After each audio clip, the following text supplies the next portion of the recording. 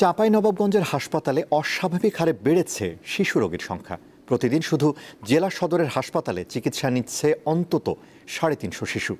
শয্যা না পেয়ে মেঝেতে চিকিৎসা নিতে হচ্ছে অনেককে।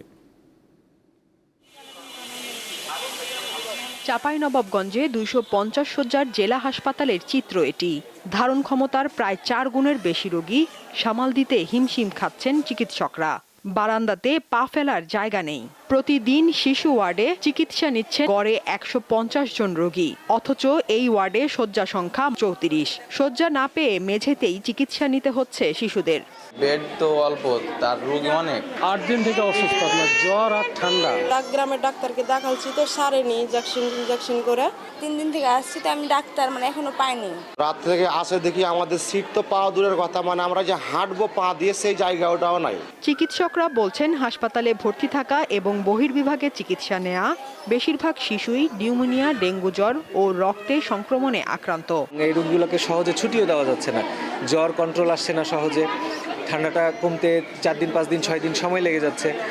হসপিটাল স্টে বা ভর্তির সময়সীমাটা তাদের বাড়ছে। ঘরে অনেক রুগীদেরও অনেক ভোগান্তি হচ্ছে। বাইরে আমরা তাদেরকে যে জায়গা দিয়েছে সেখানে হয়তো ফ্যান নাই, গরমের মধ্যে থাকতে হচ্ছে। বিরূপ আবহাওয়ার কারণে বিভিন্ন রোগে আক্রান্ত হচ্ছে শিশুরা। এজন্য পুষ্টিকর খাবার, পর্যাপ্ত পানি ও স্বাস্থ্যসম্মত পরিবেশে রাখার পরামর্শ দিচ্ছেন চিকিৎসকরা। দীপ্ত, বার্তা কক্ষ।